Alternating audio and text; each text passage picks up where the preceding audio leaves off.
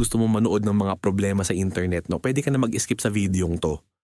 Tanong lang, para saan ba yung paggamit mo ng social media? Daming problema ng Pilipinas, no? Tapos wala man lang solusyon.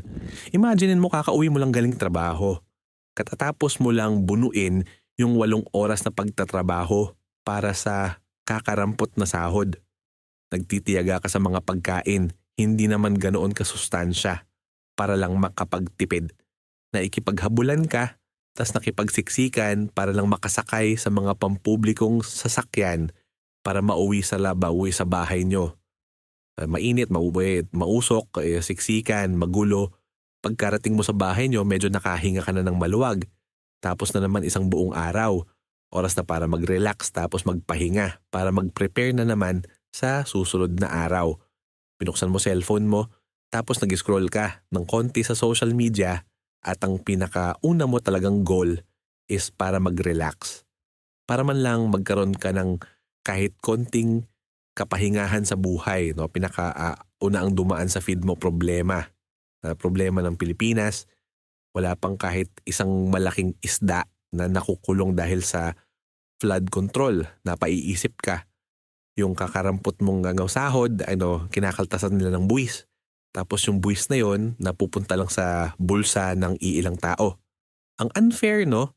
Ay sunod na dumaan sa feed mo, hiwalayan ng dalawang online personality, dalawang personalidad na wala namang direktang kinalaman sa buhay mo. Nagloko raw kasi yung lalaki ng babae, tapos nahuli, ayun naghiwalay. Nakiusyoso ka pa rin kahit wala naman silang kinalaman sa buhay mo. Konting scroll pa, may giyera pa pala sa Middle East ngayon.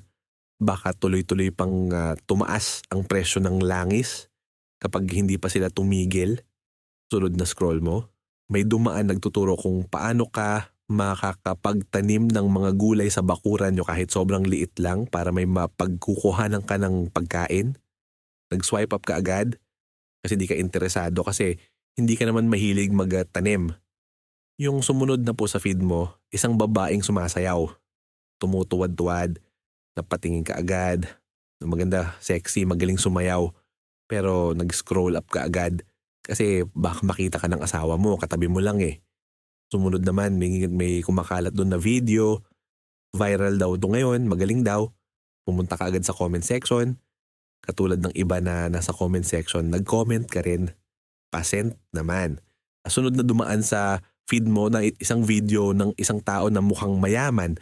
O sabi niya, kaya ka mahirap kasi tamad ka. Medyo napaisip ka. No, kaya ka nga ba talaga naghihirap kasi tamad ka?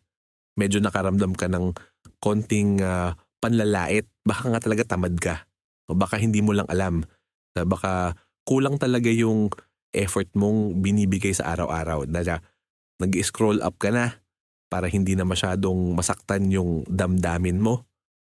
Yung sumunod na video, isang lalaki nagpapakita ng maraming pera tapos sabi niya, kung gusto mo rin ng ganon, check mo lang yung comment section.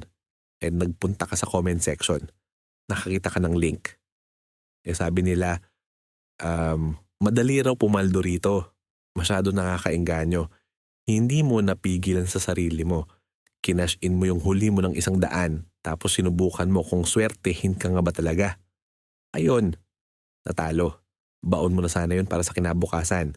2 araw pa bago ang sweldo. Wala ka ng pera. Naisip mo agad. Buti pa yung mga nagnakaw sa flood control na maraming pera. Samantalang ikaw, kakarampot yung kinikita mo araw-araw. Pinag-iisipan ka pa ng asawa mo na nang bababae kapag late ka makauwi dahil sa traffic. Napadighay ka ng konti, lasang pancit canton. Yun lang kasing inulam mo ngayong gabi na mismo na kumain ng gulay pero sobrang mahal na. Gawa nga ng pagtaas ng presyo ng langis dahil sa giyerang nangyayari at wala ka rin namang magagawa kasi hindi ka rin naman marunong magtanim ng gulay. Napaisip ka bigla.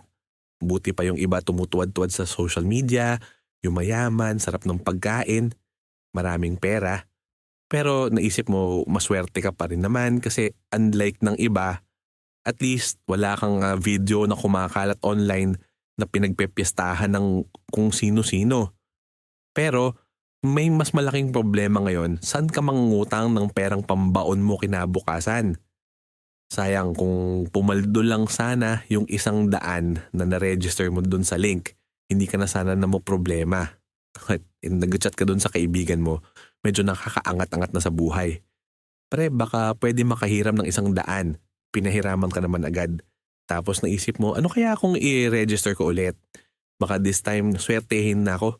Ayun, talo ulit. Naghanap ka ulit ng mauutangan, isang kakilala na hindi mo naman talaga laging nakakausap. Hindi kayo close. Naisip mo, may pera to, nakakaluwag-luwag na eh. Pero nang kukuha mong sagot, wala raw siyang extra. Kaya napaisip ka agad, nako, ganyan talaga tao kapag nakakapera. Yung mayabang, maghahating gabi na pala. Ilang oras na lang ang tulog na makukuha mo.